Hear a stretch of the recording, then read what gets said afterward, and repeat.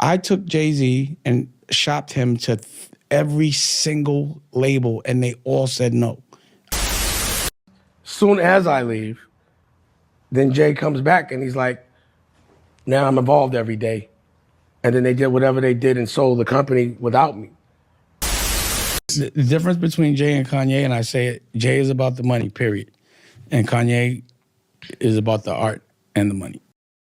The biggest fallout in hip-hop history.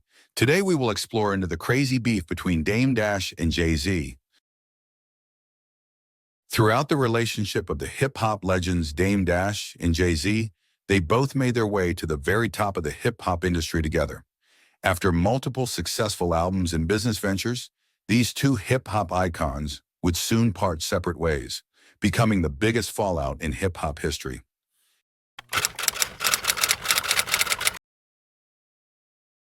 It all started in 2004 when the two culture icons would part ways. It all came about after Dame Dash and Jay-Z started a business venture in the clothing industry. The clothing business they started together was no other than Rockefeller.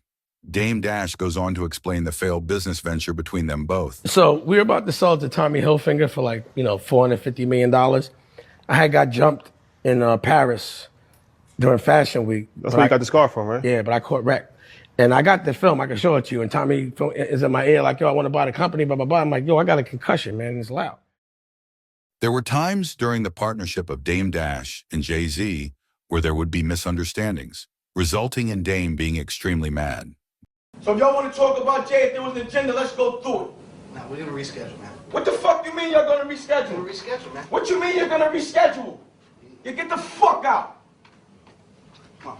Look, y'all heard now that Rockefeller said no months ago. You're not a leader. You don't know shit about my culture. Get the fuck out. You don't know shit about Jay. Get the fuck out, Randy Acker. There seemed to be multiple instances which led up to the fallout of Dame and Jay. In an interview, Jay-Z would go on to explain the very origins of their beef. Me and Dame, we'd be together every day. Because our drive was for Rockefeller. You know what I'm saying? So we ain't have anything else to do. So we'd be together every day. Every day, our waking day, we was worried about doing something else to make Rockefeller grow.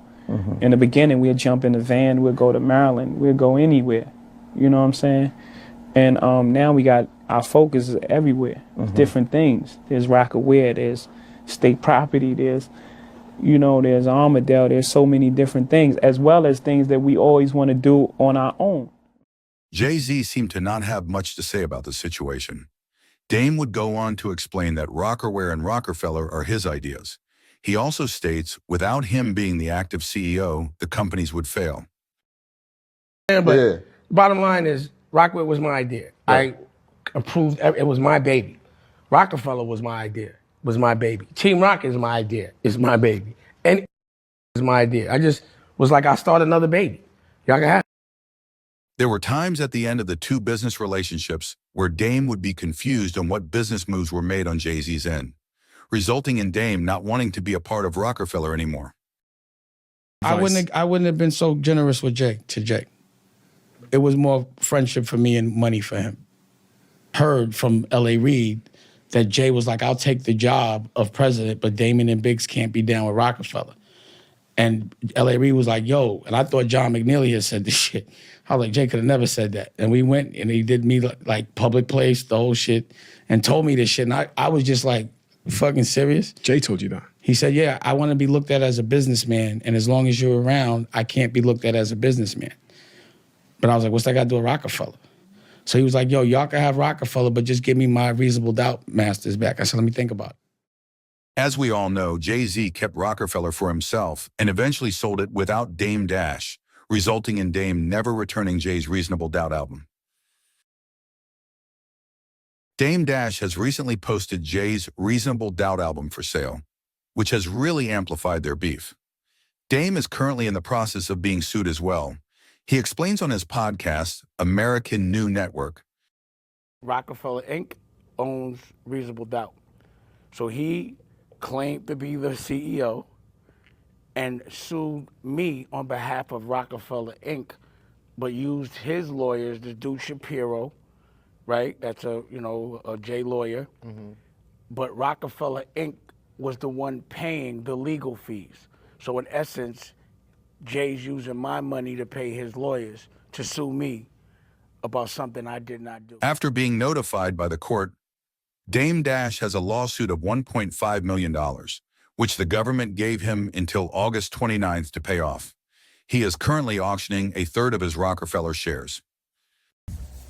As we all know, 1/3 of Rockefeller Inc., which owns Reasonable Doubt, is for sale.